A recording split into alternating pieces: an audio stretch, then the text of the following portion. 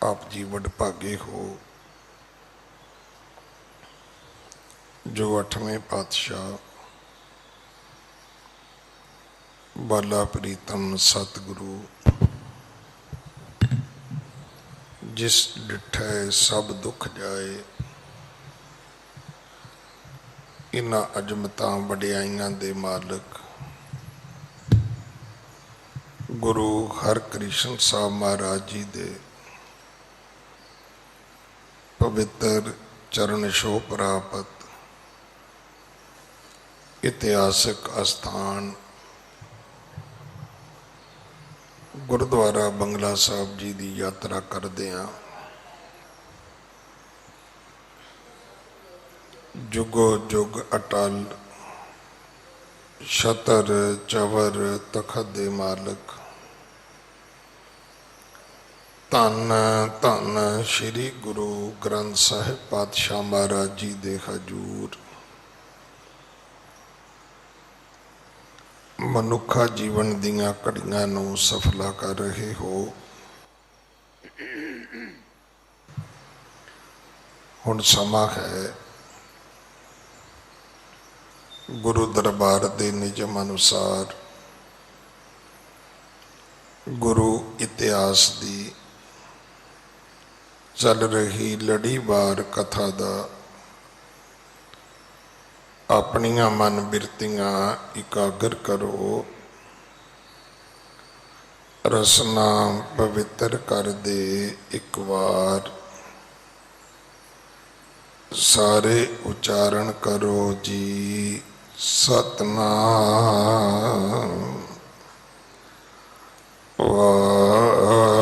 वाहिगुरु जी। ये इतिहास पहले पातशाह जहर पीर जगत गुरु कल तारण आए श्री गुरु नानक देव पातशाह महाराज जी का है। प्रसंग है सतगुरु जगत जलंदे दा उधार करन वास्ते धरत लुकाई नूं सोधन वास्ते चढ़े ने। कदे जंगलों विचों, कदे पहाड़ां विचों, कदे समुद्रां दे विचों सतगुरु लंघदे ने। सतगुरु पहुंचे ने राक्षस देश है देवलूत, इस राजे का नाम है। राजा भी राक्षस है, राजे दी प्रजा, राजे दी फौज, राजे दे मंत्री सब राक्षस ने। गुरु नानक देव पिता महाराज की कला वरती है। ये सब गुरु नानक देव पिता महाराज दे दर घर दे सेवक बने ने। रावर की आयस धर सीसा, सुदर सैन अब पा मम ईशा, गमन समय राक्षस मिल सारे, श्री गुर के पद कमल जुहारे। राजे देवलूत ने चलदे चलदे सतगुरां दे बचन फिर मन लै। आख्या दाता मैं सुदर सैन दी ईण ही नहीं मनागा, मैं अज तो बाद सुदर सैन नूं अपना राजा भी मनागा। मेरा देश उहदी प्रजा बन के, मैं भी उहदी प्रजा बन के रवांगा। इस वेले सतगुरु जी रुखसत होण लगे ने, प्रस्थान करन लगे ने।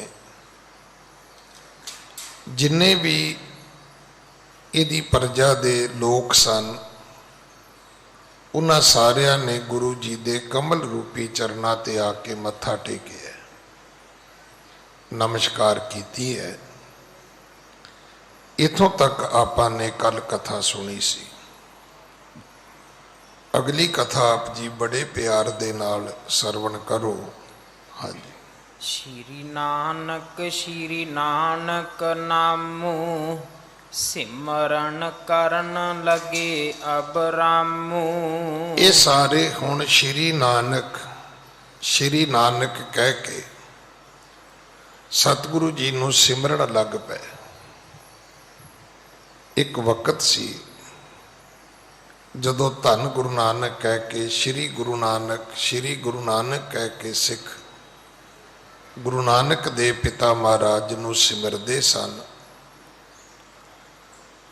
सतगुरु खुद सत कह के परमात्मा नूं सिमरदे सन। हुण इस राक्षसां तो सिख सेवक बने इन्हां लोकां दे मुख तो श्री नानक दी धुन उठदी है। ये सब गुरु नानक दे पिता महाराज दा सिमरन करदे ने। विदा होए गमने गुण खानी कित अवनी कित सागर पानी। इथों फिर सतगुरु जी अगे चले, प्रस्थान किया।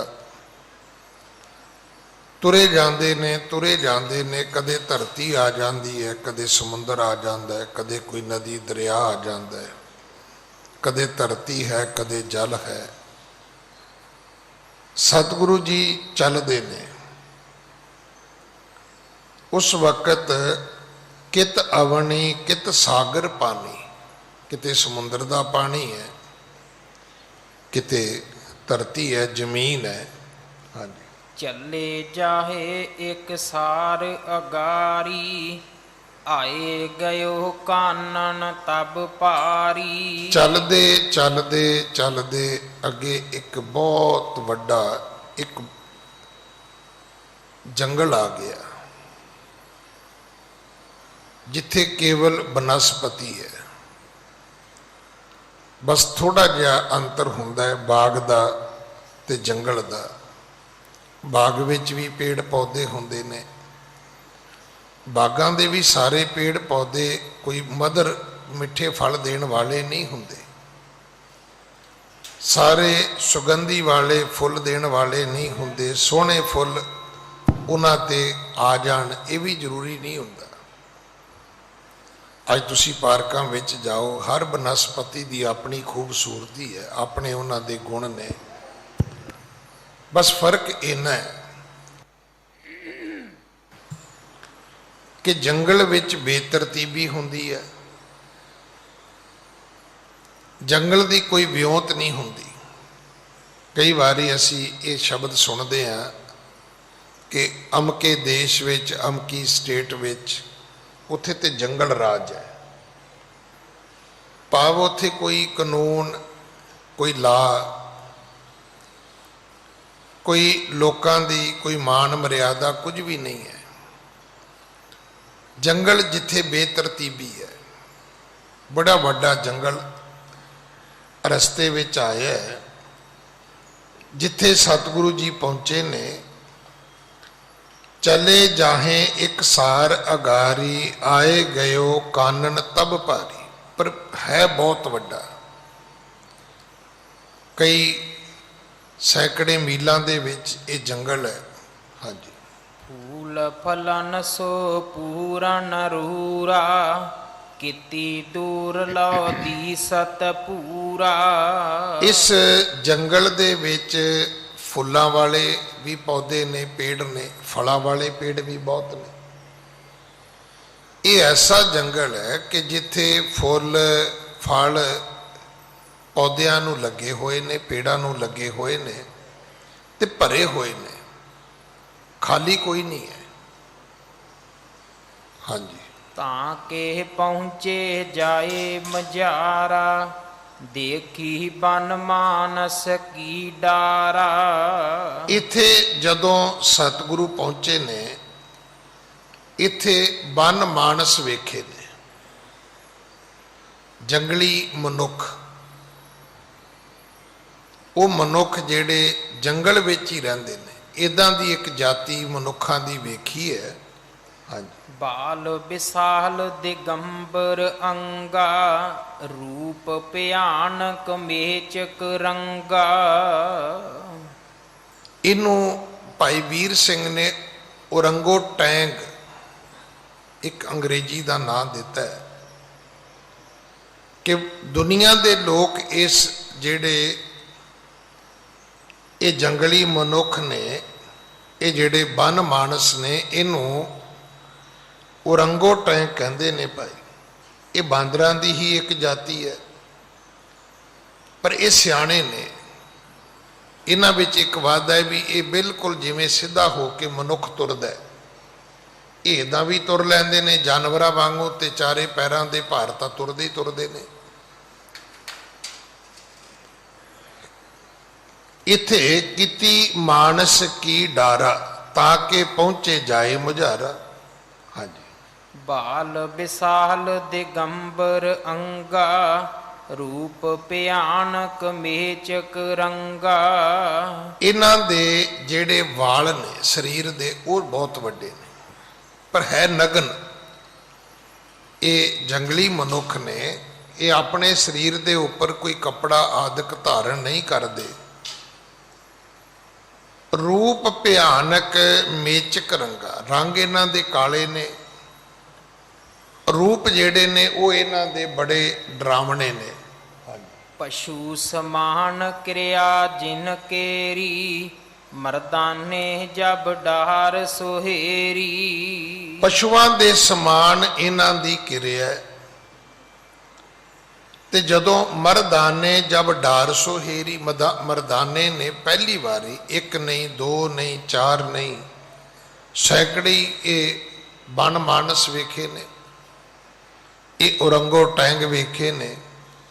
ਭੈ ਕਰ ਪ੍ਰਭ ਸੋ ਗਿਰਾ ਅਲਾਈ, ਬਨ ਮਹਿ ਕਿਆ ਇਹ ਵੱਡੀ ਬਲਾਈ। ਭੈ ਕਰ ਪ੍ਰਭੂ ਸੋ ਗਿਰਾ ਅਲਾਈ, ਭਾਈ ਮਰਦਾਨਾ ਡਰ ਗਿਆ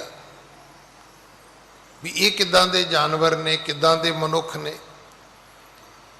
ਡਰੇ ਹੋਏ ਭਾਈ ਮਰਦਾਨੇ ਨੇ ਜਗਤ ਗੁਰੂ ਗੁਰੂ ਨਾਨਕ ਦੇ ਪਿਤਾ ਮਹਾਰਾਜ ਨੂੰ ਪੁੱਛਣਾ ਕੀਤਾ। ਹਾਂਜੀ। ਇਨ ਤੇ ਮੋਹ ਕੋ ਲੱਗੇ ਅਤੰਕਾ, ਸੁਣ ਬੋਲੇ ਸ਼੍ਰੀ ਬਦਨ ਅੰਕਾ। ਇਨ ਤੇ ਮੋਕੋ ਲੱਗੇ ਅਤੰਕਾ, ਕਹਿਣ ਲੱਗਾ ਬਾਬਾ, ਭਾਈ ਮਰਦਾਨਾ ਜੀ ਬੋਲੇ ਨੇ, ਬਾਬਾ ਮੈਨੂੰ ਇਹਨਾਂ ਤੋਂ ਡਰ ਲੱਗਦਾ ਹੈ। ਇਹ ਕੌਣ ਨੇ, ਇਹ ਕਿੱਥੋਂ ਆਏ ਨੇ, ਇਹਨਾਂ ਨੂੰ ਕੀ ਕਹਿੰਦੇ ਨੇ। ਤਦੋਂ ਫਿਰ ਗੁਰੂ ਨਾਨਕ ਦੇ ਪਿਤਾ ਜੀ ਨੇ ਆਪਣੇ ਮੁਖ ਤੋਂ ਇਹ ਬਚਨ ਉਚਾਰੇ। ਹਾਂਜੀ। ਬਨ ਮਾਨਸ ਇਨ ਕੋ ਪਹਿਚਾਨੋ, ਕਿਉ ਹਿਰਦੇ ਡਰ ਤੁਝ ਨਹਿ ਮਾਨੋ। ਸਤਿਗੁਰੂ ਗੁਰੂ ਨਾਨਕ ਦੇ ਪਿਤਾ ਮਹਾਰਾਜ ਕਹਿਣ ਲੱਗੇ, ਭਾਈ ਇਹ ਵੀ ਤਾਂ ਮਨੁੱਖ ਨੇ, ਫਰਕ ਇੰਨਾ ਹੀ ਹੈ ਵੀ ਇਹ ਜੰਗਲੀ ਮਨੁੱਖ ਨੇ ਤੇ ਆਪਾਂ ਆਮ ਮਨੁੱਖ ਹਾਂ। ਪਰ ਇਹਦੇ ਵਿੱਚ ਮਰਦਾਨੇ ਡਰਨ ਵਾਲੀ ਤਾਂ ਕੋਈ ਗੱਲ ਨਹੀਂ, ਇਹ ਡਰਾਉਣ ਵਾਲੇ ਜੀਵ ਨਹੀਂ, ਇਹ ਤੈਨੂੰ ਡਰਾਉਣਗੇ ਨਹੀਂ।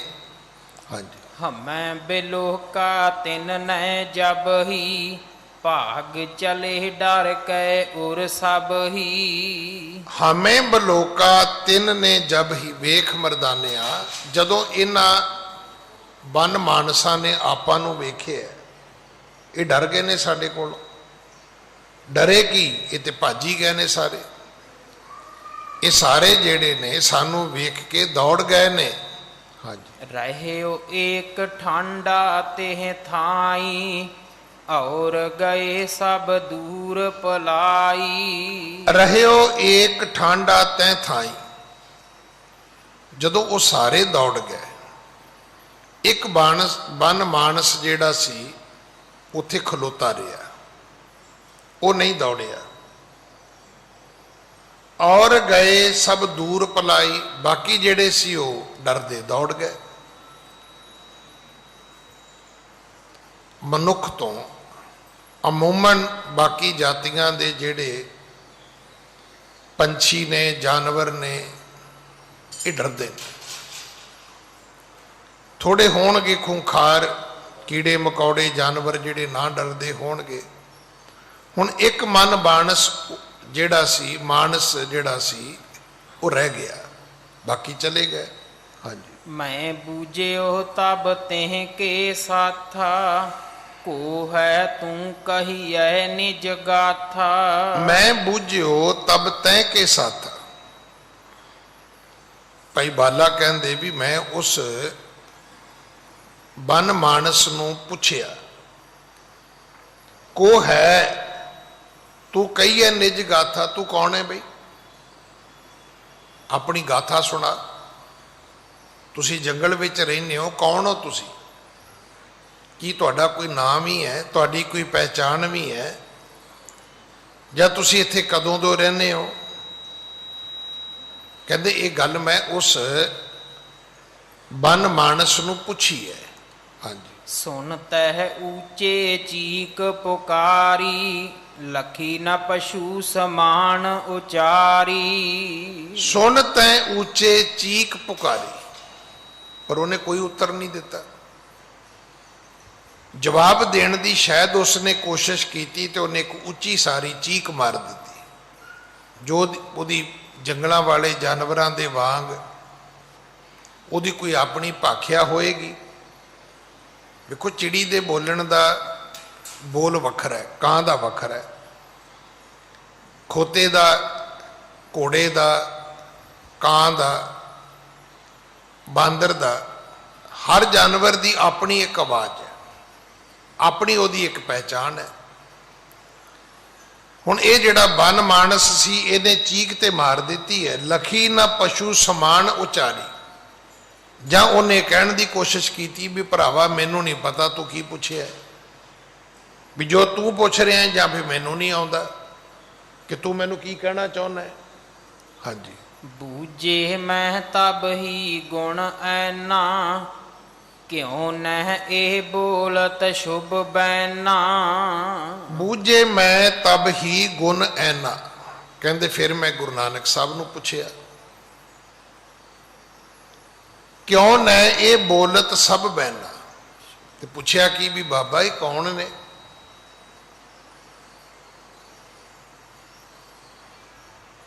है तो मनुखा वर्गे ने, पर मनुखा वांगू क्यों नहीं बोलते? जिवें आपां बोलते हैं, इन्हां दे बोलण दा ढंग क्यों नहीं इस तरह का? हाँ जी। मानक से इनके सरबंगा, हमको पिख भागे डर संगा। आख्या बाबा इन्हां दे अंग साडे मनुखा वर्गे ने, भाव मनुखा वर्गे ये भी एक मनुख ने। फर्क इन्ना है भी असी जंगलों में नहीं रहिंदे, ये जंगलों में रहिंदे ने, पर ये साडे तो डरदे क्यों ने? ये साडे वांग बोलदे क्यों नहीं? जां ये साडी आम बंदियां वांगू साडी गल नूं समझदे क्यों नहीं? हाँ जी। श्री गुरु कहे बैण इन ऐसे, नहीं पणत मानक बच जैसे। सतगुरु कहन लगे बालिया इन्हां दी बोली ये है, इन्हां दी भाखिया ये है। जिवें अज तुसीं वेखो ना, कोई बंदा अंग्रेजी बोलदा है, कोई फारसी बोलदा है, कोई किसी सूबे की स्टेट की भाषा बोलदा है, कोई किसी होर मुल्क की भाषा बोलदा है। हुण आपां उन्हां नूं कहीए भी तू पंजाबी क्यों नहीं बोलदा, हिंदी क्यों नहीं बोलदा, तू मेरी अंग्रेजी क्यों नहीं समझदा, ये जरूरी नहीं है। सतगुरु कहन लगे ये जिहड़े बन मानस ने इन्हां दी इहो ही बोली है बालिया, जिहड़ी इन्हां ने बोली है, पणत नहीं मनुख बच जैसे। ये उदा नहीं बोलते जिदा आदमी बोलते हैं। हाँ जी। पशु समान अहे अनजाने, तिन ते कशक होस सरसाने। ये पशुआं दे विच रहिंदे ने, पशुआं दे समान ने, बिल्कुल अनजान ने। इन्हां नूं जिवें मनुख दी बुद्धि ने विकास कीता है, इन्हां बन मानसां दी बुद्धि ने विकास नहीं कीता। इन्हां दी बुद्धि समझ जिहड़ी है वो जंगल दे जानवरां दे पशुआं दे तुल है। हाँ जी। रहियो एक ठांडा तह जो, ਬਨ ਮਹਿਲੇ ਨ ਗਇਓ ਫਲ ਸੋਊ। ਪਰ ਇੱਕ ਅਜੀਬ ਘਟਨਾ ਹੁੰਦੀ ਹੈ ਕਿ ਉਹ ਜਿਹੜਾ ਇੱਕ ਬਨ ਮਾਨਸ ਖਲੋਤਾ ਸੀ, ਹੌਲੀ ਜੀ ਉਹ ਵੀ ਤੁਰ ਪਿਆ, ਪਰ ਉਹ ਦੌੜਿਆ ਨਹੀਂ। ਉਹ ਜੰਗਲ ਵਿੱਚ ਜਾਂਦਾ ਹੈ ਤੇ ਜੰਗਲ ਦੇ ਵਿੱਚੋਂ ਸੋਹਣੇ ਸੋਹਣੇ ਫਲ ਲੈ ਕੇ ਤੋੜ ਕੇ ਉਹ ਸਤਿਗੁਰਾਂ ਵਾਸਤੇ ਲੈ ਕੇ ਆਉਂਦਾ ਹੈ। ਹਾਂਜੀ, ਮਦਰ ਰਸਾਲ ਦੇਖ ਕਰ ਆਨੇ, ਹਮ ਤੇ ਦੂਰ ਟਰੇ ਦਰ ਮਾਨੇ। ਉਹਨੇ ਫਲ ਲਿਆਂਦੇ ਤੇ ਸਾਡੇ ਖਾਣ ਵਾਸਤੇ ਰੱਖ ਦਿੱਤੇ, ਪਰ ਰੱਖੇ ਬੜੀ ਦੂਰ, ਛੱਡ ਡਰਦਾ ਸੀ ਨੇੜੇ ਆਉਣ ਤੋਂ। ਫਲ ਰੱਖੇ ਤੇ ਫਿਰ ਉਹ ਜਿਹੜਾ ਉਹ ਬਨ ਮਾਨਸ ਸੀ ਉਹ ਵੀ ਦੌੜ ਗਿਆ, ਉਹ ਵੀ ਚਲਾ ਗਿਆ। ਹਾਂਜੀ, ਬਹੁਰੋ ਸੋ ਪੀ ਗਇਓ ਭਲਾਈ, ਮਿਲਿਓ ਸੰਗ ਆਪਣੇ ਮਹਿ ਜਾਈ। ਉਹ ਫਿਰ ਆਪਣੇ ਉਸ ਝੁੰਡ ਵਿੱਚ ਰਲ ਗਿਆ। ਜਿਹੜੀ ਉਹਨਾਂ ਦੀ ਡਾਰ ਸੀ ਜਾਂ ਜਿਹੜਾ ਉਹਨਾਂ ਦਾ ਕਾਫਲਾ ਕਾਰਵਾਂ ਸੀ, ਉਹ ਵੀ ਜਾ ਕੇ ਉਹਨਾਂ ਵਿੱਚ ਆਪਣੇ ਭਰਾਵਾਂ ਵਿੱਚ ਬਨ ਮਾਨਸਾਂ ਵਿੱਚ ਮਿਲ ਗਿਆ।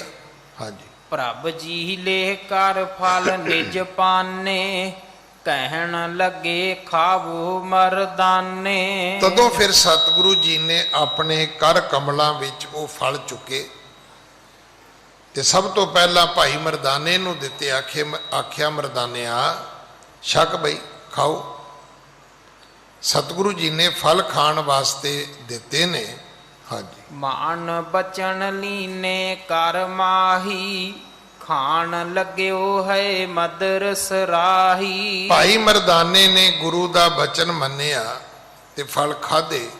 ਫਲ ਬੜੇ ਮਿੱਠੇ ਸੀ, ਰਸਦਾਇਕ ਸੀ, ਬੜੇ ਸੁਗੰਧੀ ਵਾਲੇ ਸੀ। ਹਾਂਜੀ, ਖਾਏ ਬਹੁਤ ਜਬ ਹੀ ਤ੍ਰਿਪਤਾਨਾ, ਪੁਨ ਅਗਰਜ ਕੀਨੋ ਪ੍ਰਸਥਾਨਾ। ਇਉਂ ਫਲ ਛਕ ਕੇ ਜਦੋਂ ਤ੍ਰਿਪਤ ਹੋ ਗਏ ਤੇ ਸਤਿਗੁਰੂ ਕਹਿਣ ਲੱਗੇ ਭਾਈ ਹੁਣ ਅੱਗੇ ਚੱਲੀਏ। ਫਿਰ ਉੱਥੋਂ ਸਤਿਗੁਰੂ ਜੀ ਪ੍ਰਸਥਾਨ ਕਰਦੇ ਨੇ, ਫਿਰ ਅੱਗੇ ਚੱਲਦੇ ਨੇ। ਫਿਰ ਸਤਿਗੁਰੂ ਜੀ ਨੇ ਉੱਥੋਂ ਅੱਗੇ ਤੁਰਨਾ ਕੀਤਾ। ਹਾਂਜੀ, ਕਹੂੰ ਸਿੰਧ ਆਵੇ ਮਗ ਮਾਹੀ, ਕਹੋ ਟਾਪੂ ਧਰਨੀ ਪਰ ਜਾਹੀ। ਇੱਥੋਂ ਫਿਰ ਜਦੋਂ ਅੱਗੇ ਸਤਿਗੁਰੂ ਤੁਰੇ ਨੇ, ਕਦੇ ਕੋਈ ਰਸਤੇ ਵਿੱਚ ਟਾਪੂ ਵੀ ਆਉਂਦਾ ਹੈ। ਪਹਿਲਾਂ ਪਾਣੀ ਆ ਗਿਆ, ਫਿਰ ਜ਼ਮੀਨ ਆ ਗਈ, ਉਹਨੂੰ ਟਾਪੂ ਕਹਿ ਦਿੰਦੇ। ਜਿਹੜੀ ਧਰਤੀ ਪਾਣੀ ਵਿੱਚ ਘਿਰੀ ਉਹਨੂੰ ਟਾਪੂ ਕਹਿੰਦੇ ਨੇ। ਜਿਹਦੇ ਚਾਰੇ ਪਾਸੇ ਪਾਣੀ ਹੋਵੇ ਉਹਨੂੰ ਟਾਪੂ ਕਿਹਾ ਜਾਂਦਾ ਹੈ। ਇਸ ਤਰ੍ਹਾਂ ਸਤਿਗੁਰੂ ਜੀ ਅੱਗੇ ਚੱਲਦੇ ਨੇ। ਹਾਂਜੀ, ਕਿਤਕ ਦਿਵਸ ਜਬ ਕੀਨ ਪਿਆਨਾ, ਸ਼ੁਦਾ ਸੰਗ ਬਹਿਬਲ ਮਰਦਾਨਾ। ਇਉਂ ਫਿਰ ਅੱਗੇ ਸਤਿਗੁਰੂ ਕਈ ਦਿਨ ਚੱਲੇ, ਕਈ ਰਾਤਾਂ ਸਫ਼ਰ ਕੀਤਾ। ਕਵੀ ਜੀ ਲਿਖਦੇ ਨੇ ਭਾਈ ਮਰਦਾਨੇ ਜੀ ਦੀ ਭੁੱਖ ਦੇ ਨਾਲ ਹਾਲਤ ਜਿਹੜੀ ਉਹ ਬਹਿਬਲ ਹੈ। ਮੈਂ ਪਹਿਲਾਂ ਵੀ ਆਪ ਜੀ ਨੂੰ ਬੇਨਤੀ ਕੀਤੀ, ਕਥਾ ਕਰਦਿਆਂ ਕਰਦਿਆਂ ਇੱਕ ਗੱਲ ਜਿਹੜੀ ਪੱਲੇ ਵਿੱਚ ਪਈ, ਸਮਝ ਵਿੱਚ ਆਈ ਹੈ ਕਿ ਇਹਦਾ ਅਰਥ ਇਹ ਨਹੀਂ ਕਿ ਭਾਈ ਮਰਦਾਨਾ ਇਕੱਲਾ ਹੀ ਭੁੱਖਾ ਹੈ। ਉਹਦੀ ਭੁੱਖ ਲੱਗਣੀ ਵੀ ਗੁਰੂ ਨਾਨਕ ਦੀ ਮਾਇਆ ਹੈ। ਇਹ ਵੀ ਕਲਾ ਨਾ ਤੇ ਕੀ ਸਤਿਗੁਰੂ ਉਹਦੀ ਭੁੱਖ ਮਿਟਾ ਨਹੀਂ ਸਕਦੇ? ਮਿਟਾ ਸਕਦੇ ਨੇ ਭਾਈ, ਪਰ ਫਿਰ ਉਹ ਜਿਹੜੀਆਂ ਸਾਖੀਆਂ ਬਣਦੀਆਂ ਨੇ, ਫਿਰ ਉਹਦਾ ਪਾਤਰ ਕੌਣ ਬਣੇਗਾ? ਇੱਥੇ ਕਵੀ ਜੀ ਨੇ ਫਿਰ ਲਿਖਿਆ ਕਿ ਸਤਿਗੁਰੂ ਜੀ ਦੀ ਇਸ ਯਾਤਰਾ ਵਿੱਚ ਹੁਣ ਵੀ ਭਾਈ ਮਰਦਾਨਾ ਉਹਨਾਂ ਦੇ ਨਾਲ ਹੈ। ਚੱਲਦੇ ਚੱਲਦੇ ਥਕੇਵੇਂ ਨਾਲ, ਭੁੱਖ ਨਾਲ ਉਹਨਾਂ ਦੀ ਹਾਲਤ ਜਿਹੜੀ ਹੈ ਉਹ ਵਿਆਕੁਲ ਹੋਈ ਹੈ। ਹਾਂਜੀ, ਤਬ ਕਾਨਣ ਆਵਾ ਇੱਕ ਭਾਰੀ, ਸਫਲ ਬਿਪਟ ਹੈ ਜਾਸ ਬਜਾਰੀ। ਹੁਣ ਇੱਥੇ ਇੱਕ ਹੋਰ ਜੰਗਲ ਆਉਂਦਾ ਹੈ। ਹੁਣ ਇਹ ਉਹ ਜੰਗਲ ਹੈ ਜਿੱਥੇ ਫਲ ਹੀ ਫਲ ਨੇ। ਜਿੰਨੇ ਵੀ ਉੱਥੇ ਪੇੜ ਪੌਦੇ ਨੇ ਸਭ ਫਲਾਂ ਦੇ ਨਾਲ ਭਰੇ ਹੋਏ ਨੇ, ਲੱਦੇ ਹੋਏ ਨੇ, ਬੜੇ ਫਲ ਲੱਗੇ ਨੇ ਉੱਥੇ। ਹਾਂਜੀ, ਪੁਸ਼ਪਨ ਪਤਰਨ ਸੋ ਬਹੁ ਸੁੰਦਰ, ਗਮਨ ਸ਼੍ਰੀ ਗੁਰੂ ਤਹਿ ਕੇ ਅੰਦਰ। ਇਹਨਾਂ ਦੇ ਫੁੱਲ ਸੋਹਣੇ ਨੇ, ਪੱਤੇ ਬੜੇ ਸੋਹਣੇ ਨੇ, ਰੰਗ ਬੜੇ ਸੋਹਣੇ ਨੇ। ਗਮਣੇ ਸ਼੍ਰੀ ਗੁਰੂ ਤਹਿ ਕੇ ਅੰਦਰ, ਸਤਿਗੁਰੂ ਉਸ ਜੰਗਲ ਵਿੱਚ ਅੰਦਰ ਚਲੇ ਗਏ। ਹੁਣ ਇਹ ਇੱਕ ਸੱਚ ਹੈ ਕਿ ਬੜੀਆਂ ਸਾਰੀਆਂ ਧਰਤੀਆਂ ਐਸੀਆਂ ਨੇ ਜਿੱਥੇ ਪਰਮਾਤਮਾ ਦੀ ਕੁਦਰਤ ਜਿਹੜੀ ਹੈ ਉਹਦਾ ਵੀ ਇੱਕ ਆਪਣਾ ਵੱਖਰਾ ਇੱਕ ਰੂਪ ਹੈ। ਮੈਂ ਪਹਿਲਾਂ ਵੀ ਆਪ ਜੀ ਨਾਲ ਸਾਂਝ ਕੀਤੀ ਵੀ ਜਦੋਂ ਇੰਗਲੈਂਡ ਜਾਣਾ ਸ਼ੁਰੂ ਹੋਇਆ ਤੇ ਮੇਰੇ ਲਈ ਤਾਂ ਉਹੀ ਬਹੁਤ ਵੱਡੀ ਗੱਲ ਸੀ। ਪਿੰਡਾਂ ਵਿੱਚ ਇੱਕ ਜਨਮ ਲੈਣ ਵਾਲੇ ਲਈ ਵਲੈਤ ਸੀ ਉਹ। ਅੱਜ ਵੀ ਜਿਹੜੇ ਸਾਡੇ ਪੰਜਾਬ ਦੇ ਬਜ਼ੁਰਗ ਉਹਨੂੰ ਵਲੈਤ ਹੀ ਕਹਿੰਦੇ ਨੇ। ਪੜ੍ਹੇ ਲਿਖੇ ਇੰਗਲੈਂਡ ਵੀ ਨਹੀਂ ਕਹਿੰਦੇ, ਉਹ ਯੂਕੇ ਕਹਿੰਦੇ ਨੇ। ਪਰ ਉੱਥੇ ਜਾ ਕੇ ਰਾਗੀ ਪ੍ਰਚਾਰਕਾਂ ਵਿੱਚ ਬਹਿ ਉੱਠ ਕੇ ਪਤਾ ਲੱਗਾ ਵੀ ਨਹੀਂ, ਅਮਰੀਕਾ ਇਹਦੇ ਤੋਂ ਜ਼ਿਆਦਾ ਸੋਹਣੀ ਹੈ। ਮੁੜ ਕੇ ਅਮਰੀਕਾ ਚਲਾ ਗਿਆ ਮੈਂ। ਜਦੋਂ ਗਿਆ ਤੇ ਫਰਵਰੀ ਸੀ ਤੇ ਮੇਰੇ ਉਹ ਦਿਮਾਗ ਦੇ ਵਿੱਚ ਗੱਲ ਸੀ ਵੀ ਅਮਰੀਕਾ ਤੇ ਬੜੀ ਸੋਹਣੀ। ਨਿਊਯਾਰਕ ਮੈਂ ਉਤਰਿਆ। ਹੁਣ ਨਿਊਯਾਰਕ ਪਹਿਲਾਂ ਤੇ ਉਹ ਸਿਟੀ ਦਿੱਲੀ ਵਰਗਾ, ਇੱਕ ਉੱਥੇ ਬਰਫ਼ ਪੈਂਦੀ ਸੀ ਤੇ ਸਾਰੀ ਬਨਸਪਤੀ ਐਵੇਂ ਜਿਵੇਂ ਕਿਸੇ ਨੇ ਅੱਗ ਲਾ ਕੇ ਸਾੜੀ ਹੋਵੇ। ਮੈਂ ਹਰ ਇੱਕ ਬੰਦੇ ਨੂੰ ਕਹਾਂ ਵੀ ਆਹ ਅਮਰੀਕਾ ਹੈ, ਵੀ ਇਹਦੇ ਨਾਲੋਂ ਤੇ ਇੰਗਲੈਂਡ ਕਿਤੇ ਸੋਹਣਾ ਹੈ। ਤਾਂ ਮੈਨੂੰ ਹਰ ਬੰਦਾ ਇੱਕੋ ਹੀ ਅੱਗੋਂ ਕਵੇ ਵੀ ਤੁਸੀਂ ਗਿਆਨੀ ਜੀ ਰੁਕੋਗੇ 2-3 ਮਹੀਨੇ? ਮੈਂ ਕਹਿਣਾ ਹਾਂ। ਕਹਿਣਾ ਫਿਰ ਤੁਸੀਂ ਅਪ੍ਰੈਲ ਤੱਕ ਵੇਖੋ। ਤੁਸੀਂ ਯਕੀਨ ਕਰਨਾ, ਜਿਵੇਂ ਜਿਵੇਂ ਅੱਗੇ ਬਸੰਤ ਆਈ, ਅਪ੍ਰੈਲ ਦਾ ਮਹੀਨਾ ਆਇਆ, ਮੈਂ ਆਪਣੀ ਜ਼ਿੰਦਗੀ 'ਚ ਪਹਿਲੀ ਵਾਰੀ ਇਸ ਤਰ੍ਹਾਂ ਦੇ ਫੁੱਲ, ਇਸ ਤਰ੍ਹਾਂ ਦੇ ਪੱਤੇ, ਇਸ ਤਰ੍ਹਾਂ ਦੇ ਪੇੜ, ਫਿਰ ਸਮਝ ਆਈ ਵੀ ਵਾਕਿਆ ਹੀ ਇਹ ਤਾਂ ਅਮਰੀਕਾ ਤੇ ਬੜੀ ਸੋਹਣੀ ਹੈ। ਕਵੀ ਜੀ ਨੇ ਇੱਥੇ ਜਦੋਂ ਇਸ ਬਾਗ ਦਾ ਜ਼ਿਕਰ ਕੀਤਾ ਹੈ ਤੇ ਉਹਦੇ ਵਿੱਚ ਇੱਕ ਖਾਸ ਗੱਲ ਲਿਖੀ ਹੈ। ਵੇਖੋ, ਇਸ ਤੋਂ ਪਹਿਲਾਂ ਵੀ ਆਪਾਂ ਜੰਗਲ ਦੀ ਕਥਾ ਹੁਣੇ ਸੁਣੀ ਹੈ ਜਿੱਥੇ ਬਣ ਮਾਨਸ ਸੀਗੇ, ਪਰ ਇੱਥੇ ਜਿੱਥੇ ਹੁਣ ਸਤਿਗੁਰੂ ਆਏ ਨੇ, ਇੱਥੇ ਪੁਸ਼ਪਨ ਪੱਤਰਨ ਸੋ ਬਹੁਤ ਸੁੰਦਰ, ਪੱਤੇ ਵੀ ਸੋਹਣੇ ਨੇ, ਫੁੱਲ ਵੀ ਸੋਹਣੇ ਨੇ। ਗਮਣੇ ਸ਼੍ਰੀ ਗੁਰੂ ਤਹਿ ਕੇ ਅੰਦਰ, ਸਤਿਗੁਰੂ ਉਹਨਾਂ ਦੇ ਅੰਦਰ ਚਲੇ ਗਏ। ਸਫਲ ਵਿਪਟ ਹੈ ਜਾ ਸਮਝਾਰੀ, ਇੱਥੇ ਸੋਹਣੇ ਪੱਤਿਆਂ ਵਾਲੇ, ਸੋਹਣੇ ਫੁੱਲਾਂ ਵਾਲੇ ਤੇ ਭਰੇ ਹੋਏ ਫਲਾਂ ਵਾਲੇ ਇਸ ਜੰਗਲ ਦੇ ਵਿੱਚ ਬੂਟੇ ਨੇ, ਪੌਦੇ ਨੇ, ਪੇੜ ਨੇ। ਹਾਂਜੀ। ਖਰੇ ਤਰੋਵਰ ਬ੍ਰਿੰਦ ਉਤੰਗਾ, ਜਿਹ ਬਣ ਮਹਿ ਨਹਿ ਏਕ ਬਿਹੰਗਾ।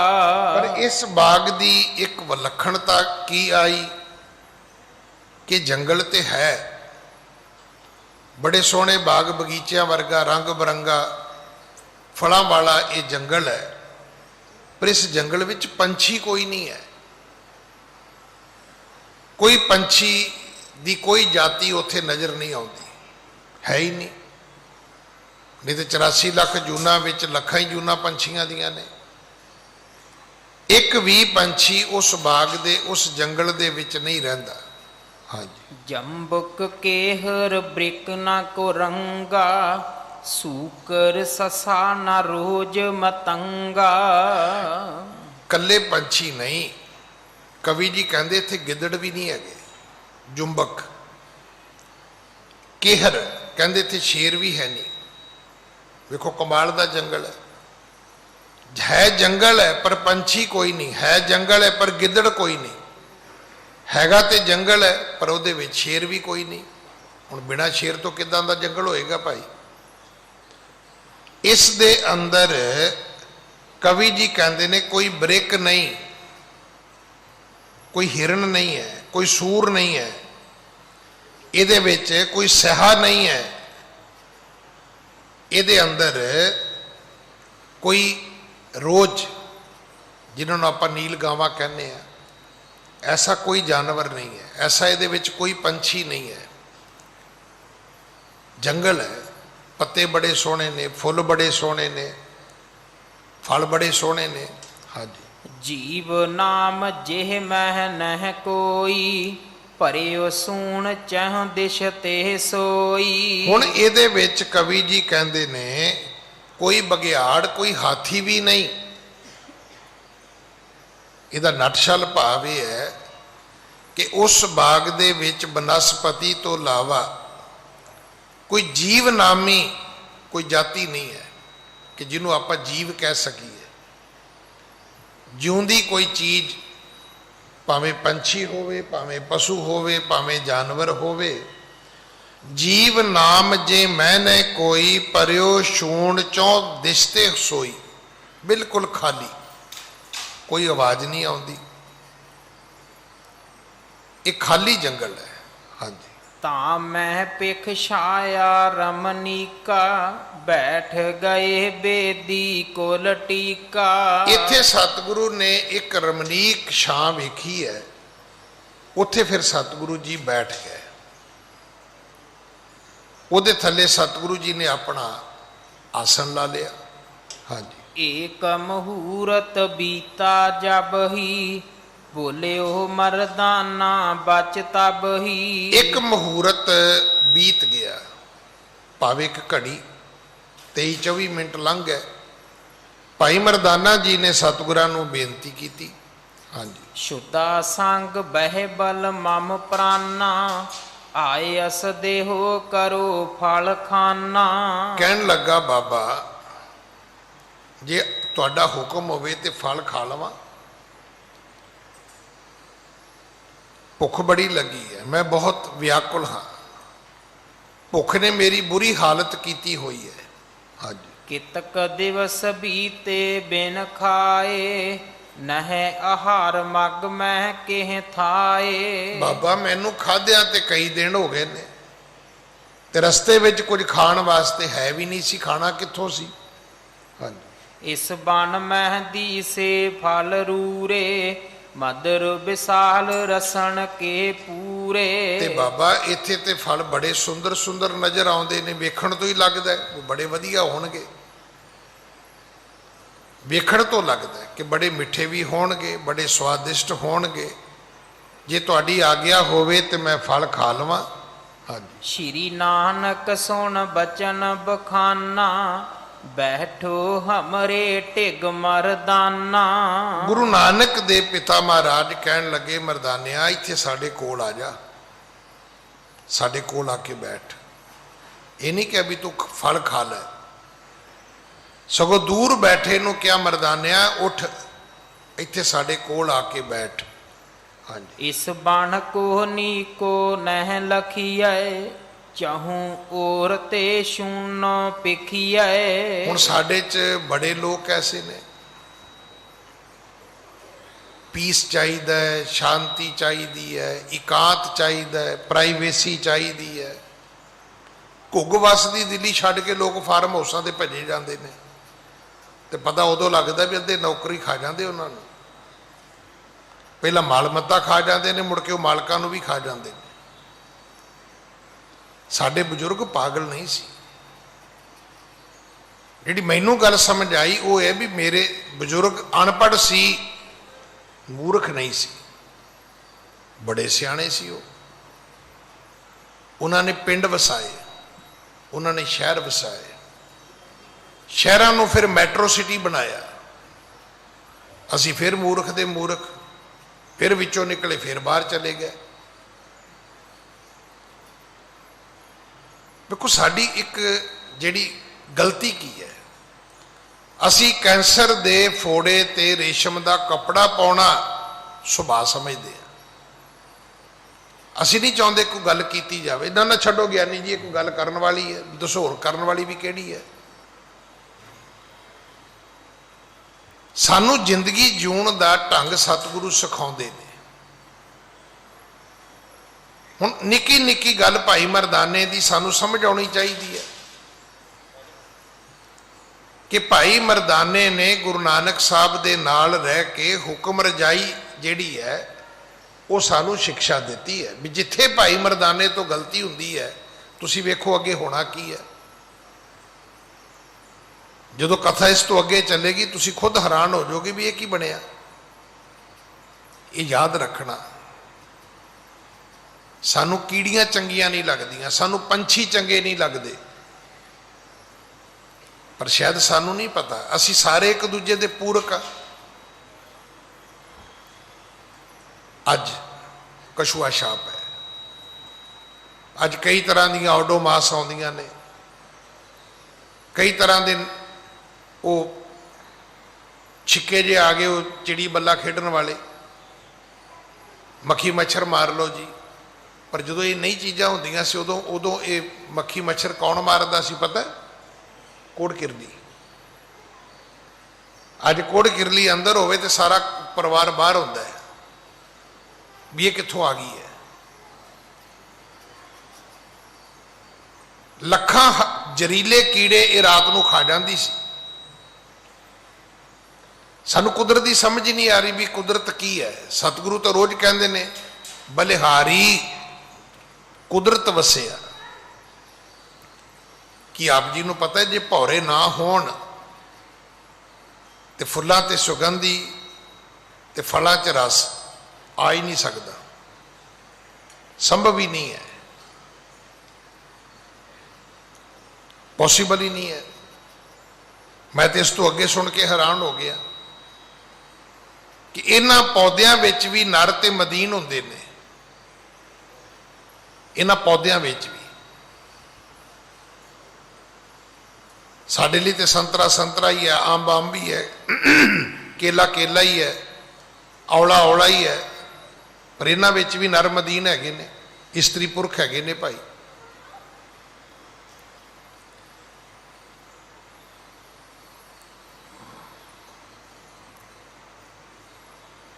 ਸਤਿਗੁਰਾਂ ਨੇ ਆਖਿਆ ਮਰਦਾਨਿਆ ਇਹ ਬਾਗ ਜੰਗਲ ਅੱਛਾ ਨਹੀਂ ਹੈ। ਇਹਦਾ ਅਰਥ ਕੀ ਹੈ?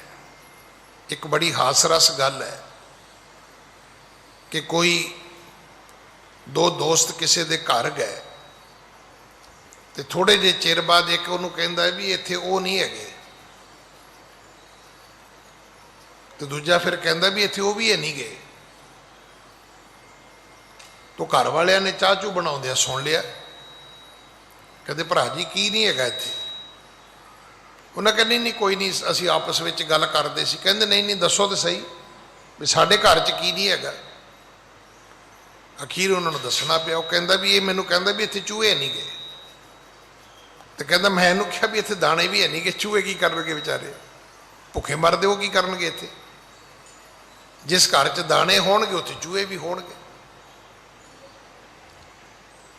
ਦੇਖੋ ਜਿਸ ਘਰ 'ਚ ਬੱਚੇ ਨਹੀਂ, ਪਰਿਵਾਰ ਨਹੀਂ, ਉਸ ਘਰ 'ਚ ਲੜਾਈ ਝਗੜਾ ਵੀ ਕਾਹਦਾ ਹੋਣਾ ਹੈ। ਸਾਡੇ ਵਿੱਚ ਕਈ ਇੱਦਾਂ ਦੇ ਨੇ ਜਿਨ੍ਹਾਂ ਨੂੰ ਕਬਰਾਂ ਵਰਗੀ ਸ਼ਾਂਤੀ ਚਾਹੀਦੀ ਹੈ, ਮੜੀਆਂ ਵਰਗੀ, ਇਹੋ ਜਿਹਾ ਸਨਾਟਾ ਚਾਹੀਦਾ ਉਹਨਾਂ ਨੂੰ, ਉਹਨੂੰ ਪੀਸ ਕਹਿੰਦੇ ਨੇ। ਸਤਿਗੁਰੂ ਕਹਿਣ ਲੱਗੇ ਮਰਦਾਨਿਆ ਸਾਡੇ ਕੋਲ ਆ ਜਾ। ਆਪਣੇ ਕੋਲ ਬਿਠਾ ਕੇ ਕੀ ਕਿਹਾ? ਇਸ ਬਨ ਕੋ ਨੀਕੇ ਨ ਲਖੀਏ।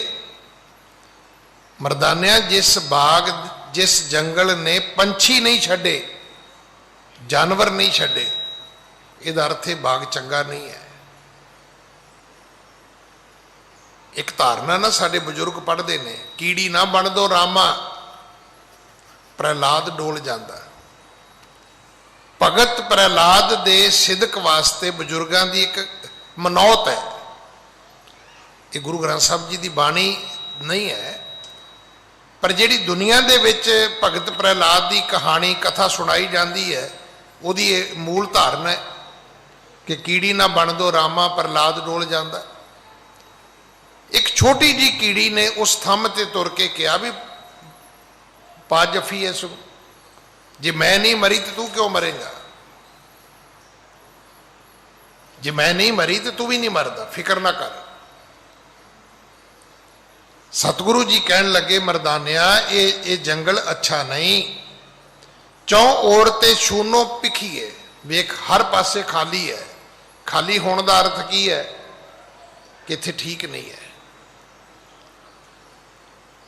ਜਿੱਥੇ ਜੰਤੂ ਨਾਂ ਦੀ ਚੀਜ਼ ਹੀ ਕੋਈ ਨਹੀਂ, ਜੀਵ ਨਾਂ ਦੀ ਚੀਜ਼ ਹੀ ਕੋਈ ਨਹੀਂ, ਜਿਨ੍ਹਾਂ ਵਿੱਚ ਜਿੰਦ ਹੁੰਦੀ ਹੈ, ਇੱਥੇ ਕੋਈ ਨਜ਼ਰ ਹੀ ਨਹੀਂ ਆਉਂਦਾ। ਹਾਂਜੀ। ਪਸ਼ੂ ਨ ਪੰਖੀ ਦੇਤ ਦਿਖਾਈ, ਜਹ ਮਾਨਖ ਕੋ ਖੋਜ ਨ ਪਾਈ। ਵੇਖ ਮਰਦਾਨਿਆ, ਮਨੁੱਖੀ ਜਾਤੀ ਦੀ ਖੋਜ ਕੋਈ ਨਹੀਂ, ਪੈੜ ਕੋਈ ਨਹੀਂ ਹੈ। ਪੰਛੀ ਤੇ ਜਾਨਵਰ ਦੀ ਕੋਈ ਨਿਸ਼ਾਨੀ ਕੋਈ ਨਹੀਂ ਸਾਹਮਣੇ, ਕੋਈ ਆਪਾਂ ਨੂੰ ਕੋਈ ਗੱਲ ਨਜ਼ਰ ਆਈ? ਹਾਂਜੀ। ਧਰ ਧੀਰਜ ਕੋ ਬੈਠ ਸਮੀਪਾ, ਪੁੰਨ ਚੁੱਪ ਭੇ ਬੇਦੀ ਕੁਲ ਦੀਪਾ। ਭਾਈ ਮਰਦਾਨੇ ਨੂੰ ਸਤਿਗੁਰੂ ਕਹਿਣ ਲੱਗੇ, ਚੁੱਪ ਕਰਕੇ ਸ਼ਾਂਤ ਹੋ ਕੇ ਬੈਠ।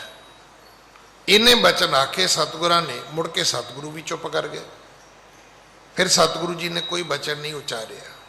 ਹਾਂਜੀ। ਸੁਨ ਰਿਸ ਜਗੀ ਅਦਕ ਮਰਦਾਨੇ, ਖਿਜ ਕੈ ਨਿਸਠੁਰ ਬਚਨ ਬਖਾਨੇ। ਭਾਈ ਮਰਦਾਨੇ ਨੂੰ ਖਿਜ ਚੜੀ, ਥੋੜਾ ਜਿਹਾ ਮਨ ਚ ਰੋਸ ਆਇਆ, ਗੁੱਸਾ ਆਇਆ ਵੀ ਸਾਹਮਣੇ ਫਲ ਨੇ, ਇਹ ਮੈਨੂੰ ਖਾਣ ਵੀ ਨਹੀਂ ਦਿੰਦੇ। ਦੇਖੋ, ਨਾ ਹੋਵੇ ਖਾਣ ਨੂੰ ਤੇ ਕੋਈ ਗੱਲ ਨਹੀਂ।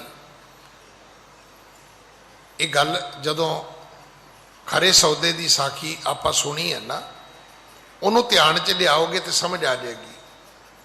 ਸਤਿਗੁਰਾਂ ਨੇ ਸੰਤ ਰੇਨ ਨੂੰ ਇਹੀ ਗੱਲ ਪੁੱਛੀ ਸੀ ਵੀ ਸੰਤ ਜੀ ਖਾਂਦੇ ਕੁਝ ਨਹੀਂ ਜਾਂ ਖਾਣ ਵਾਸਤੇ ਮਿਲਦਾ ਹੀ ਕੁਝ ਨਹੀਂ? ਇਹ ਦੋ ਅਲੱਗ-ਅਲੱਗ ਸਟੇਜਾਂ ਨੇ। ਹੁਣ ਇੱਕ ਹੈ ਵੀ ਬੰਦਾ ਖਾਂਦਾ ਨਹੀਂ ਜੀ ਕੁਝ, ਘਰ ਭਰਿਆ ਹੋਇਆ। ਇੱਕ ਹੈ ਵੀ ਖਾਣ ਨੂੰ ਹੈ ਹੀ ਕੁਝ ਨਹੀਂ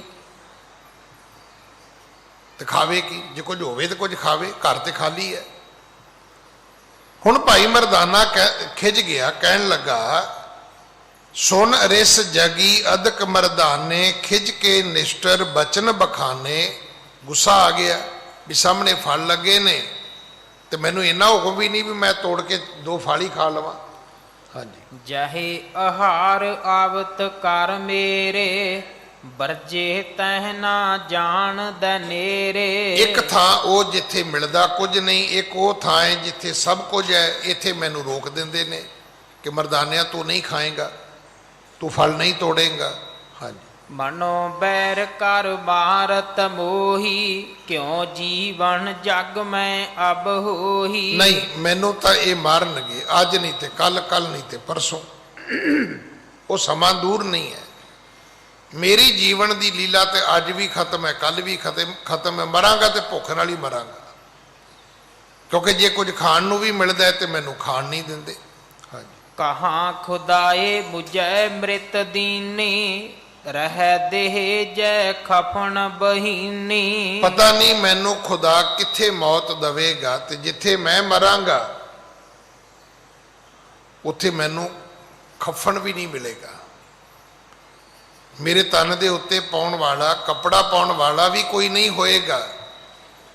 ਜੇ ਇਦਾਂ ਹੀ ਚੱਲਦੇ ਰਹੇ ਤੇ ਇੱਕ ਦਿਨ ਇਦਾਂ ਦੀ ਮੌਤ ਮੈਨੂੰ ਮਿਲੇਗੀ, ਇਦਾਂ ਦੀ ਮੌਤ ਮੇਰੀ ਹੋਏਗੀ।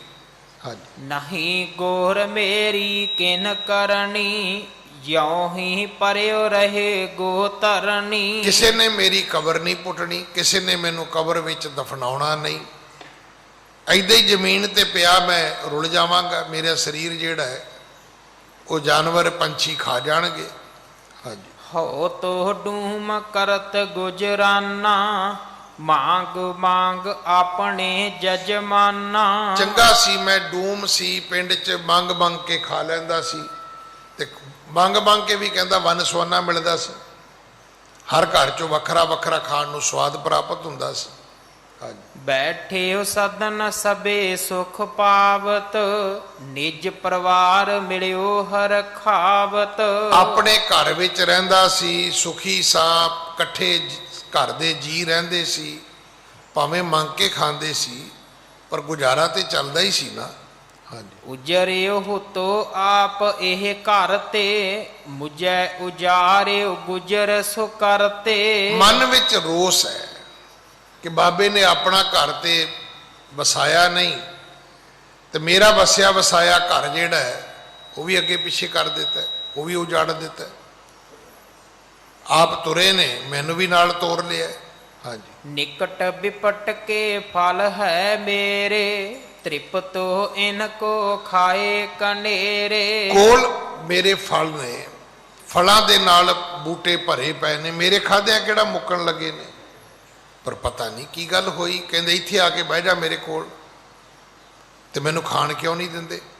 ਹਾਂਜੀ। ਇਹ ਰਜਾਏ ਮੁਝ ਦੇਤ ਨ ਕੈਸੇ, ਜਾਣਤ ਸ਼ੁਦਾ ਆਪਣੀ ਜੈਸੇ।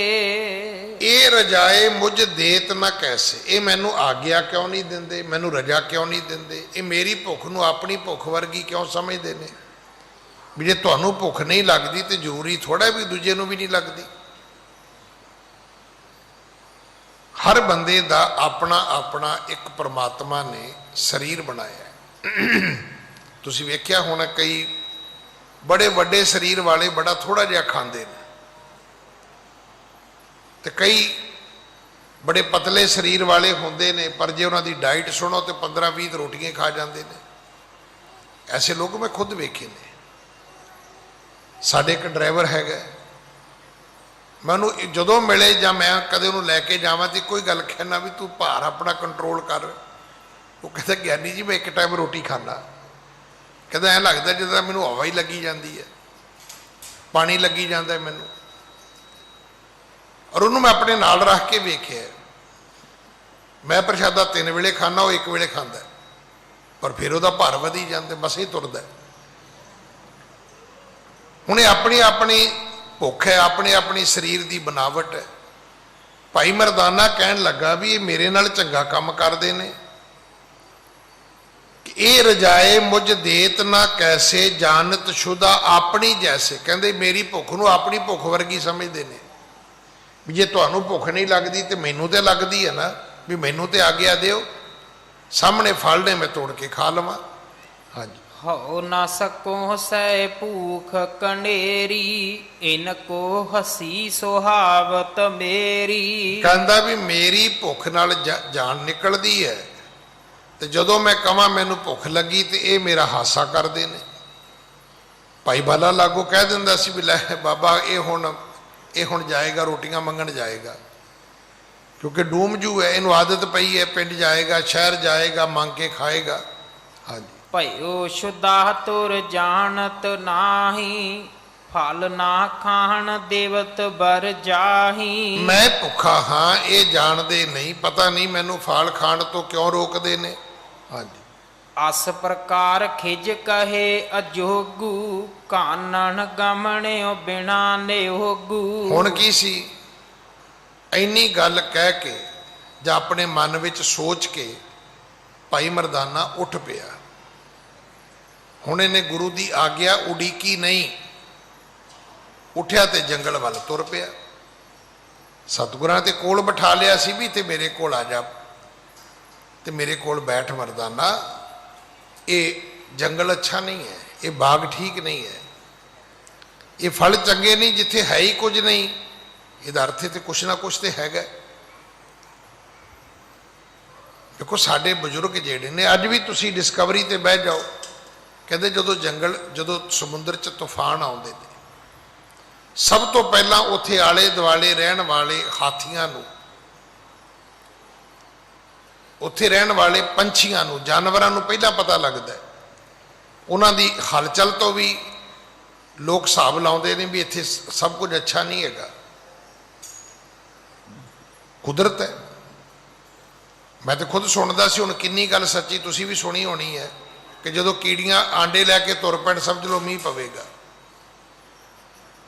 ਮੰਨੋ ਨਾ ਮੰਨੋ, ਸੁਣੀ ਤੁਸੀਂ ਵੀ ਹੋਣੀ, ਸੁਣੀ ਮੈਂ ਵੀ ਹੈ ਬਜ਼ੁਰਗਾਂ ਤੋਂ, ਕਿ ਕੀੜੀਆਂ ਦੇ ਆਂਡੇ ਚੁੱਕ ਕੇ ਤੁਰਨ ਤੋਂ ਸਾਡੇ ਬਜ਼ੁਰਗ, ਉਹ ਕਿਹੜੇ ਮੌਸਮ ਵਿਭਾਗ ਦੇ ਕੋਈ ਸਾਇੰਟਿਸਟ ਸੀਗੇ, ਔਰ ਹਿਸਾਬ ਲਾ ਲੈਂਦੇ ਸੀ। ਹੋਰ ਛੱਡੋ, ਹਵਾ ਵਗਦੀ ਵੇਖ ਕੇ ਬਜ਼ੁਰਗ ਕਹਿ ਦਿੰਦੇ ਸੀ ਕਿ ਅੱਜ ਪੁੱਤਰ ਇੱਧਰ ਦੀ ਹਵਾ ਹੈ, ਮੀਂਹ ਆਏਗਾ, ਬੱਦਲ ਆਉਣਗੇ। ਤੇ ਕਈ ਵਾਰੀ ਆਏ ਹੋਣੇ ਬੱਦਲ, ਕਹਿਣਾ ਵੀ ਮੀਂਹ ਪਵੇਗਾ, ਉਹਨੇ ਕਹਿਣਾ ਨਹੀਂ ਪੁੱਤਰ ਹਵਾ ਪੁੱਠੀ ਚੱਲ ਪਈ ਹੈ, ਹੁਣ ਮੀਂਹ ਨਹੀਂ ਪਵੇਗਾ, ਇਹ ਬੱਦਲ ਵੀ ਉਡਾ ਕੇ ਲੈ ਜਾਏਗੀ। ਹਾਂਜੀ। ਖਾਣ ਲੱਗਿਓ ਫਲ ਮਦਰੇ ਸੁੰਦਰ, ਲਾਲਚ ਲੱਗੇ ਗਇਓ ਬਹੁ ਅੰਦਰ। ਬਸ ਫਿਰ ਕੀ ਸੀ, ਉੱਠਿਆ ਭਾਈ ਮਰਦਾਨਾ, ਜੰਗਲ 'ਚ ਅੱਗੇ ਗਿਆ, ਫਲ ਤੋੜ ਕੇ ਖਾਣੇ ਸ਼ੁਰੂ ਕਰ ਦਿੱਤੇ। ਖਾਣੇ ਕੀ, ਫਿਰ ਤੇ ਉਹਨੇ ਸਵਾਦ ਟੇਸਟ ਪੂਰੇ ਕਰਨੇ ਸ਼ੁਰੂ ਕੀਤੇ। ਇੱਕ ਤੋੜਿਆ, ਥੋੜਾ ਜਿਹਾ ਖਾਧਾ, ਫਿਰ ਦੂਜੇ ਦਾ ਸਵਾਦ ਵੇਖਿਆ, ਤੀਜੇ ਦਾ ਵੇਖਿਆ, ਚੌਥੇ ਦਾ ਵੇਖਿਆ, ਕਰਦਾ ਕਰਦਾ ਭਾਈ ਮਰਦਾਨਾ ਜੰਗਲ ਵਿੱਚ ਅੱਗੇ ਚਲਾ ਗਿਆ। ਹਾਂਜੀ।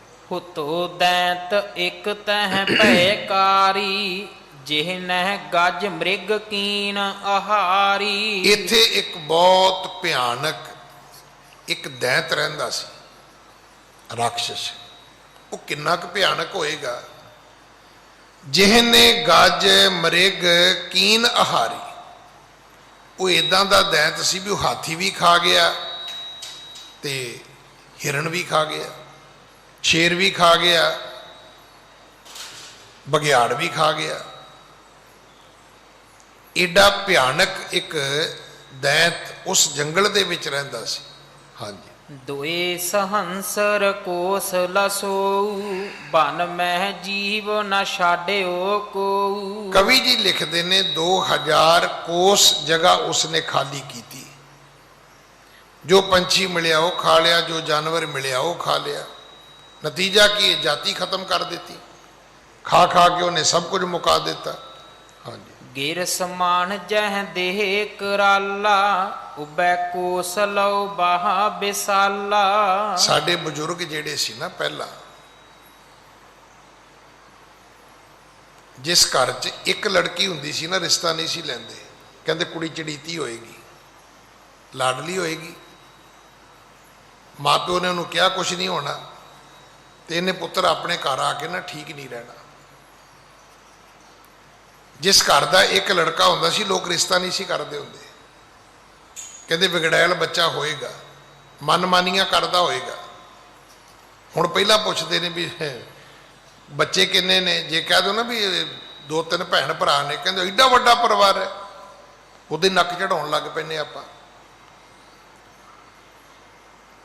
ਜਿਹੜੇ ਬੱਚੇ ਅੱਜ ਵੀ ਜਿਹੜੀਆਂ ਜੁਆਇੰਟ ਫੈਮਲੀਆਂ ਰਹਿੰਦੀਆਂ ਨੇ, ਉਹਨਾਂ ਨੂੰ ਐਡਜਸਟ ਹੋਣ ਲੱਗਿਆ ਕੁਛ ਪ੍ਰੋਬਲਮ ਨਹੀਂ ਆਉਂਦੀ। ਤੇ ਜਿਹੜੇ ਇਕੱਲੇ ਇਕੱਲੇ ਰਹਿੰਦੇ ਨੇ, ਤੁਸੀਂ ਵੇਖਿਆ ਹੋਣਾ, ਫੌਜੀ 17-18 ਸਾਲ ਨੌਕਰੀ ਕਰਦਾ ਹੈ, ਉਹਨੂੰ ਇਕੱਲੇ ਰਹਿਣ ਦੀ ਆਦਤ ਪਈ ਹੁੰਦੀ ਬੈਰਕ 'ਚ। ਮੈਂ ਆਪਣੀਆਂ ਅੱਖਾਂ ਨਾਲ ਵੇਖਿਆ, ਮੁੜ ਕੇ ਨਾ ਪਿੰਡ 'ਚ ਐਡਜਸਟ ਹੋਇਆ। ਉਹ ਘਰ 'ਚ ਕੀ ਪਿੰਡ 'ਚ ਨਹੀਂ ਹੁੰਦਾ, ਉਹ ਪੂਰੇ ਪਿੰਡ ਵਿੱਚ ਆ ਕੇ ਮੁੜ ਕੇ ਉਹਦੀ ਐਡਜਸਟਮੈਂਟ ਨਹੀਂ ਹੁੰਦੀ, ਕਿਉਂਕਿ ਉਹਨੂੰ ਇਕੱਲੇ ਰਹਿਣ ਦੀ ਆਦਤ ਪਈ ਹੁੰਦੀ ਹੈ। ਉਹ ਉਹੀ ਸੁਭਾਅ ਉਹਦਾ ਹੁੰਦਾ, ਜਾਂ ਹੁਕਮ ਮੰਨ ਲਿਆ ਜਾਂ ਹੁਕਮ ਕਰ ਲਿਆ। ਉਹ ਐਡਜਸਟਮੈਂਟ ਤੇ ਹੈ ਹੀ ਨਹੀਂ ਨਾ। ਉਹ ਫੌਜੀ ਕਾਨਵਾਈ ਲੈ ਕੇ ਜਾ ਰਹੇ ਸੀ ਰੋਡ ਤੇ, ਤੇ ਮਗਰੋਂ ਕੋਈ ਸਿਵਲੀਅਨ ਆ ਗਿਆ, ਉਹਨੇ ਬਥੇਰੇ ਹਾਰਨ ਮਾਰੇ, ਉਹਨੂੰ ਕਾਹਲੀ ਹੋਣੀ ਹੈ। ਹੁਣ ਉਹ ਸੜਕ ਦੇ ਵਿਚਾਲੇ ਜਾ ਰਹੇ ਨੇ ਫੌਜੀ, 1 ਗੱਡੀ 2 ਗੱਡੀਆਂ 10 ਗੱਡੀਆਂ 50 ਗੱਡੀਆਂ 100 ਗੱਡੀਆਂ। ਅਖੀਰ ਉਸ ਬੰਦੇ ਨੇ ਔਖੇ ਸੌਖੇ ਸੱਜੇ ਖੱਬੇ ਗੱਡੀ ਕੱਢੀ। ਅੱਗੇ ਜਾ ਕੇ ਜਿਹੜਾ ਸਭ ਤੋਂ ਅੱਗੇ ਸੀ, ਉਹਨੂੰ ਕਹਿੰਦਾ ਵੀ ਸਾਈਡ ਕਿਉਂ ਨਹੀਂ ਦਿੰਦੇ? ਕਹਿੰਦੇ ਸਾਹਿਬ ਨੇ ਬੋਲਾ ਐਸੇ ਹੀ ਚੱਲਣਾ ਹੈ। ਮਤਲਬ ਕਿਸੇ ਦੀ ਗੱਲ ਸਮਝ ਆਉਣੀ ਨਹੀਂ, ਐਡਜਸਟਮੈਂਟ ਹੈ ਹੀ ਕੋਈ ਨਹੀਂ। ਸਾਹਿਬ ਨੇ ਬੋਲਾ ਐਸੇ ਹੀ ਚलेंगे, ਸਾਹਿਬ ਨੇ ਬੋਲਾ ਐਸੇ ਹੀ ਚੱਲਣਾ ਹੈ। ਸਤਿਗੁਰਾਂ ਨੇ ਉੱਥੋਂ ਦੀ ਇਹ ਇੱਕ ਪੱਖ ਹੈ ਕਿ ਸਤਿਗੁਰੂ ਅੰਤਰਜਾਮੀ ਨੇ, ਇਹਦੇ 'ਚ ਕੋਈ ਡਾਊਟ ਨਹੀਂ ਹੈ, ਨਾ ਹੋਣਾ ਚਾਹੀਦਾ ਤੇ ਨਾ ਹੈਗਾ। ਪਰ ਜਿਵੇਂ ਕਥਾ ਸਤਿਗੁਰੂ ਸਾਨੂੰ ਸੁਣਾਉਂਦੇ ਨੇ, ਉਹਦਾ ਭਾਵ ਇਹ ਹੈ ਕਿ ਜਦੋਂ ਤੁਹਾਨੂੰ ਲੱਗੇ ਵੀ ਇੱਥੇ ਕੁਝ ਨਹੀਂ ਹੈਗਾ, ਇਹਦਾ ਅਰਥ ਇੱਥੇ ਸਭ ਕੁਝ ਚੰਗਾ ਵੀ ਨਹੀਂ ਹੈਗਾ, ਸਭ ਕੁਝ ਅੱਛਾ ਵੀ ਨਹੀਂ ਹੈਗਾ। ਹੁਣ ਉੱਥੇ ਦੈਂਤ ਨਿਕਲ ਆਇਆ। ਦੈਂਤ ਵੀ ਕੈਸਾ? ਹਾਥੀ ਵੀ ਖਾ ਗਿਆ, ਬਘਿਆੜ ਵੀ ਖਾ ਗਿਆ, ਸ਼ੇਰ ਵੀ ਖਾ ਗਿਆ, ਜੰਗਲ ਦੇ ਪੰਛੀ ਵੀ ਖਾ ਗਿਆ। ਕਿੰਨੇ ਖਾ ਗਿਆ? ਦੋਏ ਸਹੰਸਰ ਕੋਸ ਲੋ ਸੋਊ, ਬਨ ਮੈਂ ਜੀਵ ਨਾ ਛੋੜਿਓ ਕੋ। ਕਹਿੰਦੇ 2000 ਕੋਸਾਂ ਦੇ ਵਿੱਚ ਕੋਈ ਜੀਵ ਜੰਤੂ ਉਹਨੇ ਛੱਡਿਆ ਹੀ ਨਹੀਂ, ਜਿਹੜਾ ਮਿਲਿਆ ਉਹੀ ਖਾ ਲਿਆ। ਹਾਂਜੀ। ਗਿਰ ਸਮਾਨ ਜਹ ਦੇਹ ਕਰਾਲਾ, ਉਬੈ ਕੋਸ ਲਹੁ ਬਾਹਾ ਬਿਸਾਲਾ। ਹੁਣ ਤੁਸੀਂ ਕਹੋਗੇ ਜੀ ਸਾਰੇ ਕਿਵੇਂ ਖਾ ਲੈ? ਕਿ ਤੁਸੀਂ ਸੱਪ ਦਰਖਤ ਤੇ ਚੜ੍ਹਦਾ ਵੇਖਿਆ ਕਦੇ? ਸ਼ੇਰ ਦਰਖਤ ਤੇ ਚੜ੍ਹਦਾ ਵੇਖਿਆ ਤੁਸੀਂ ਕਦੇ? ਦੇਖੋ ਅੱਜ ਦੀ ਜਿਹੜੀ ਤਕਨੀਕ ਹੈ ਜਾਂ ਅੱਜ ਦਾ ਜਿਹੜਾ ਯੁੱਗ ਹੈ, ਇਹ ਸਾਨੂੰ ਬਹੁਤ ਕੁਝ ਨੇੜੇ ਹੋ ਕੇ ਵਿਖਾਉਂਦਾ ਹੈ। ਮੈਂ ਚੂਹੀ ਨੂੰ ਸੱਪ ਨਾਲ ਲੜਦੇ ਵੇਖਿਆ। ਚੂਹੀ ਨੂੰ, ਆਪਣੇ ਬੱਚੇ ਨੂੰ ਬਚਾਉਣ ਵਾਸਤੇ ਚੂਹੀ ਲੜ ਪਈ ਸੱਪ ਨਾਲ, ਔਰ ਬਚਾ ਲਿਆ ਉਹਨੇ ਬੱਚੇ ਨੂੰ। ਤੁਸੀਂ ਪੰਛੀ ਲੜਦੇ ਵੇਖੋਗੇ। ਹੁਣ ਉਹ ਰਾਖਸ਼ ਸੀਗਾ। ਇੱਥੋਂ ਤੱਕ ਵੀ ਹੈ ਕਿ ਕਈ ਸੱਪ ਐਸੇ ਹੁੰਦੇ ਨੇ ਵੀ ਉਹ ਜਿੱਥੇ ਕਿ ਉਸ ਰਹਿੰਦੇ ਹੋਣ ਨਾ ਖੇਤ 'ਚ, ਉੱਥੇ ਕਿਸੇ ਦਰਖਤ ਦੇ ਉੱਪਰ ਕਿਸੇ ਪੰਛੀ ਦੇ ਆਂਡੇ ਨਹੀਂ ਛੱਡਦੇ, ਉਹ ਪੀ ਜਾਂਦੇ ਨੇ ਉੱਤੇ ਚੜ੍ਹ ਕੇ ਤੋੜ ਕੇ। ਐਸਾ ਇਹ ਰਾਖਸ਼ ਹੈ। ਹੁਣ ਇਹਦੀ ਕਥਾ ਅਸਲ ਵਿੱਚ ਇਹ ਹੈ ਕਿ ਇਹਨੇ ਭਾਈ ਮਰਦਾਨੇ ਨੂੰ ਖਾ ਜਾਣਾ ਹੈ, ਪਰ ਸਮਾਂ ਆਗਿਆ ਨਹੀਂ ਦਿੰਦਾ। ਸਤਿਗੁਰ ਕਿਰਪਾ ਕਰਨ।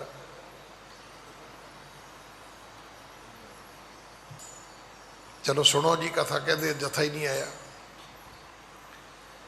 ਦੋਏ ਸਹੰਸਰ ਕੋਸ ਲਓ ਸੋਊ, ਬਨ ਮੈਂ ਜੀਵ ਨ ਛੋੜਿਓ ਕੋ। 2000 ਕੋਸਾਂ ਦੇ ਵਿੱਚ ਕੋਈ ਜੀਵ ਜਿਉਂਦਾ ਨਹੀਂ ਸੀ ਹੈਗਾ। ਹਾਂਜੀ। ਗਿਰ ਸਮਾਨ ਜਹ ਦੇਹ ਕਰਾਲਾ, ਬੈ ਕੋਸ ਲਹੁ ਬਾਹਾ ਵਿਸਾਲਾ। ਇਸ ਦੈਂਤ ਦਾ ਜਿਹੜਾ ਸਰੀਰ ਹੈ ਇਹ ਇੱਕ ਪਹਾੜ ਦੇ ਸਮਾਨ ਹੈ, ਵੱਡੇ ਪਹਾੜ ਜਿੱਡਾ। ਫਿਰ ਉਬੈ ਕੋਸ ਲੋ ਬਾਹਾਂ ਵਿਸਾਲਾ, ਕਈ ਕੋਸ ਦੀਆਂ ਬਾਹਾਂ ਨੇ ਇਹਦੀਆਂ, ਮੀਲਾਂ ਜਿੱਡੀਆਂ ਬਾਹਾਂ ਨੇ, ਵੱਡੇ ਕਈ ਮੀਲਾਂ ਦਾ ਇਹਦਾ ਪਹਾੜ ਵਰਗਾ ਇਹਦਾ ਸਰੀਰ ਹੈ। ਹਾਂਜੀ। ਸਿਰ ਪਰ ਸ਼੍ਰਿੰਗ ਖਜੂਰ ਸਮਾਨਾ, ਗਿਰ ਕੰਦਰ ਸੀ ਨਾਸ ਪਰਮਾਨਾ। ਇਹਦੇ ਸਿਰ ਦੇ ਉੱਪਰ ਜਿਹੜੇ ਸਿੰਘ ਨੇ, ਸਿੰਘ ਐਵੇਂ ਨੇ ਜਿਵੇਂ ਖਜੂਰਾਂ ਦੇ ਰੁੱਖ ਹੁੰਦੇ ਨੇ।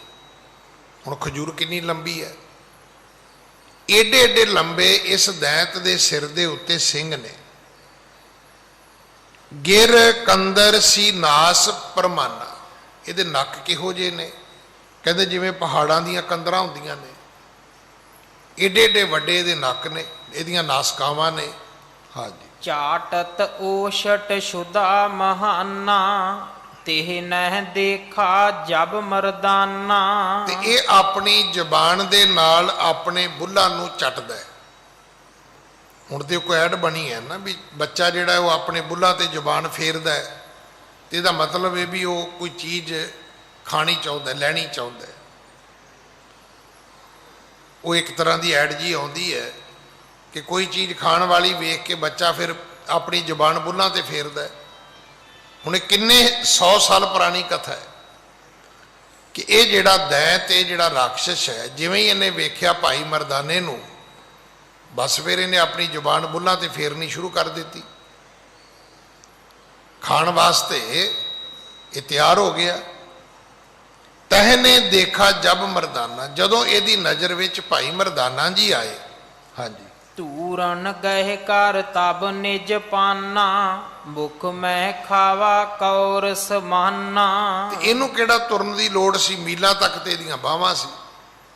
ਬਸ ਇਹਨੇ ਆਪਣੀ ਬਾਹ ਫੈਲਾਈ ਹੈ, ਭਾਈ ਮਰਦਾਨੇ ਨੂੰ ਫੜਿਆ ਤੇ ਕਹਿੰਦੇ ਮੂੰਹ 'ਚ ਏਦਾਂ ਪਾ ਲਿਆ ਜਿਵੇਂ ਰੋਟੀ ਦੀ ਗਰਾਹੀ ਪਾਈ ਦੀ ਹੈ, ਜਿਵੇਂ ਰੋਟੀ ਦੀ ਬੁਰਕੀ ਮੂੰਹ 'ਚ ਪਾਈ ਦੀ ਹੈ। ਇਹਦਾ ਭਾਈ ਮਰਦਾਨੇ ਨੂੰ ਚੁੱਕਿਆ ਤੇ ਨਿਕਲ ਗਿਆ, ਖਾ ਗਿਆ। ਹਾਂਜੀ। ਭਇਓ ਤਰਾਸ ਮੁਖ ਬੋਲ ਨ ਆਇਓ, ਸ਼੍ਰੀ ਨਾਨਕ ਮਨ ਮਾਹੇ ਧਿਆਇਓ। ਹੁਣ ਬੋਲਿਆ ਨਹੀਂ ਜਾਂਦਾ। ਬੋਲੇ ਕੀ? ਹੁਣ ਰਾਖਸ਼ ਦੇ ਪੇਟ ਵਿੱਚ ਜਾ ਕੇ ਕੀ ਆਵਾਜ਼ ਬਾਹਰ ਕੱਢੇ?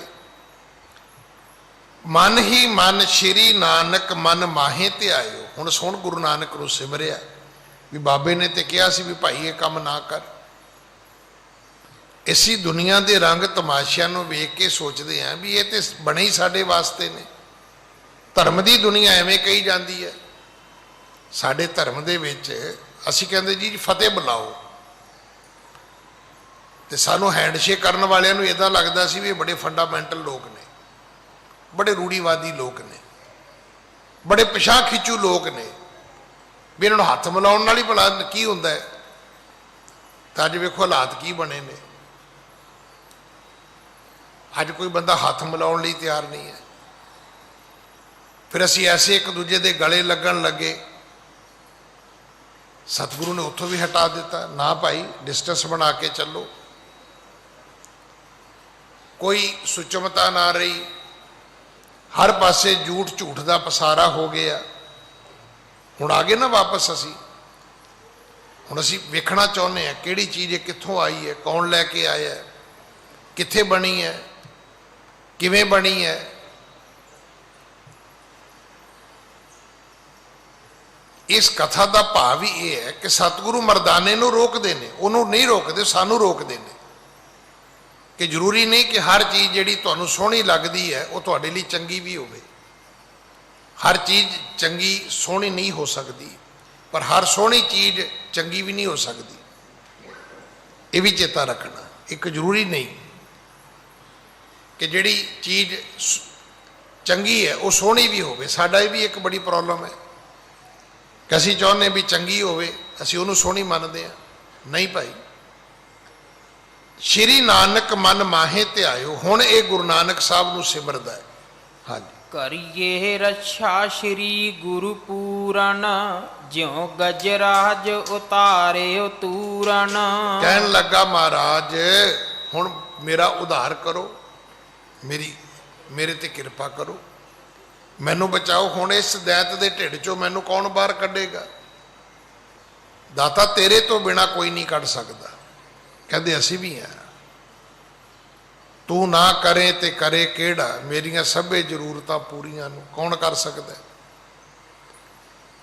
ਜਦੋਂ ਔਖੀ ਘੜੀ ਆਉਂਦੀ ਫਿਰ ਉਹ ਜਿਹੜੇ ਘਰ 'ਚ ਫੋਟੋ ਟੰਗੀਆਂ ਹੁੰਦੀਆਂ ਨਾ, ਕਿਸੇ ਨਹੀਂ ਕੰਮ ਆਉਂਦੀਆਂ। ਤੇ ਉਹਦਾ ਫੋਟੋਆਂ ਵੇਖ ਵੇਖ ਕੇ ਸਾਨੂੰ ਕਦੇ ਗੁਰੂ ਨਾਨਕ ਚੇਤੇ ਨਹੀਂ ਆਉਂਦਾ, ਨਾ ਗੁਰਦੁਆਰਾ ਚੇਤੇ ਆਉਂਦਾ, ਨਾ ਜੀ ਸਾਡੇ ਬਾਬਾ ਜੀ ਤੇ ਜੀ। ਤੇ ਜਦੋਂ ਫਿਰ ਔਖੀ ਘੜੀ ਆਉਂਦੀ ਫਿਰ ਬਾਬੇ ਲੱਭਦੇ ਵੀ ਨਹੀਂ। ਫਿਰ ਤੇ ਮਹਾਰਾਜ ਜੀ ਬਚਦਾ ਹੈ। ਇੱਕ ਗੁਰੂ ਦਾ ਦਾਰੀ ਐਸਾ, ਇੱਕ ਗੁਰੂ ਦੀ ਬਾਣੀ ਐਸੀ ਹੈ ਜਿਹੜੀ ਫਿਰ ਸਾਡੀ ਬਾਂਹ ਫੜਦੀ ਹੈ, ਜਿੱਥੋਂ ਸਾਨੂੰ ਧਰਵਾਸ ਮਿਲਦੀ ਹੈ, ਜਿੱਥੋਂ ਸਾਨੂੰ ਰਸਤਾ ਮਿਲਦਾ ਹੈ, ਜਿੱਥੇ ਆ ਕੇ ਸਾਡੇ ਦੁੱਖ ਕੱਟੇ ਜਾਂਦੇ ਨੇ। ਆਖਿਆ ਮਹਾਰਾਜ ਜਿਵੇਂ ਹਾਥੀ ਦਾ ਉਧਾਰ ਕੀਤਾ ਹੈ, ਤੇਂਦੂਏ ਤੋਂ ਛਡਾਇਆ ਸੀ, ਮੈਨੂੰ ਵੀ ਛਡਾਓ। ਹਾਂਜੀ, ਹੇ ਪ੍ਰਭ ਮੈਂ ਅਜਾਣ ਮਤ ਮੂਡਾ, ਕਹੇ ਕੋ ਬਚਨਾ ਮੋਹ ਅਰੂਡਾ। ਕਹਿਣ ਲੱਗਾ ਜੀ ਮੈਂ ਅਣਜਾਣ, ਮੈਂ ਭੈੜੀ ਮਤ ਵਾਲਾ, ਮੈਂ ਮਾੜਾ ਬੋਲਿਆ, ਕੁਬਚਨ ਕੀਤੇ ਨੇ। ਮੋਹ ਅਰੂੜਾ, ਕਹਿਣ ਲੱਗਾ ਜੀ ਮੈਂ ਮੋਹ ਦੇ ਵਿੱਚ ਗਰਸਿਆ ਗਿਆ ਸੀ, ਪਤਾ ਨਹੀਂ ਮੈਂ ਮੂੰਹ ਤੋਂ ਕੀ ਕੀ ਮਾੜਾ ਬੋਲ ਗਿਆ। ਬਾਬਾ ਇੱਕ ਵਾਰੀ ਮੈਨੂੰ ਖਿਮਾ ਕਰ ਦਿਓ, ਮੈਨੂੰ ਮਾਫੀ ਦੇ ਦਿਓ। ਹਾਂਜੀ, ਬਿਰਧ ਸੰਭਾਰੋ ਆਪਣ ਕਿਰਪਾਲਾ, ਮੁਝੇ ਬਚਾਵੋ ਦੈਤ ਵਿਸਾਲਾ। ਬਿਰਧ ਸੰਭਾਰੋ ਆਪਣ ਕਿਰਪਾਲਾ, ਹੇ ਕਿਰਪਾਲੂ ਜੀ ਆਪਣਾ ਬਿਰਧ ਸੰਭਾਲੋ। ਚੰਗਾ ਹਾਂ ਮਾੜਾ ਹਾਂ, ਹਾਂ ਤੇ ਤੁਹਾਡਾ ਹੀ ਨਾ। ਇੱਕ ਸ਼ਬਦ ਆਉਂਦਾ ਹੈ ਬੁਰੇ ਭਲੇ ਹਮ ਥਾਰੇ। ਚੰਗੇ ਆ ਤਾਂ ਵੀ ਤੁਹਾਡੇ ਆ, ਮਾੜੇ ਆ ਤਾਂ ਵੀ ਤੁਹਾਡੇ ਆ। ਮੈਂ ਤਾਂ ਰੋਜ਼ ਬੇਨਤੀ ਕਰਦਾ ਵੀ ਜੇ ਕਦੇ ਇਸ ਗੱਲ ਤੇ ਅਸੀਂ ਸਟੈਂਡ ਕਰੀਏ ਨਾ ਤੇ ਸਾਨੂੰ ਕੋਈ ਤਕਲੀਫ ਆ ਹੀ ਨਹੀਂ ਸਕਦੀ। ਅਸੀਂ ਕੱਲ ਘਰ ਬੈਠੇ ਵੀ ਆਪਸ ਵਿੱਚ ਵੀ ਗੱਲਾਂ ਕਰਦੇ ਸੀ ਕਿ ਆਪਣਾ ਬੱਚਾ ਕਿੰਨੀਆਂ ਕਿੰਨੀਆਂ ਗਲਤੀਆਂ ਕਰ ਜਾਂਦਾ ਹੈ। ਕਿ ਅਸੀਂ ਆਪਣੇ ਬੱਚਿਆਂ ਨੂੰ ਘਰੋਂ ਕੱਢ ਦਿੰਦੇ ਕਿ ਬੱਚੇ ਸੁੱਟ ਦਿੰਦੇ ਆ। ਆਪਣੇ ਬੱਚਿਆਂ ਦੇ ਪਿੱਛੇ ਲੋਕ ਥਾਣਿਆਂ ਵਿੱਚ, ਕੋਰਟ ਕਚਹਿਰੀਆਂ ਵਿੱਚ ਖੁਆਰ ਹੁੰਦੇ ਨੇ, ਪਰ ਅਖਬਾਰ 'ਚ ਇਹ ਨਹੀਂ ਕੱਢਦੇ ਵੀ ਇਹ ਬੱਚਾ ਸਾਡਾ ਨਹੀਂ ਹੈ। ਕਹਿ ਦਿੰਦੇ ਨੇ ਹੈ ਤੇ ਸਾਡਾ ਹੀ ਹੈ, ਚਲੋ ਗਲਤੀ ਹੋ ਗਈ ਹੈ।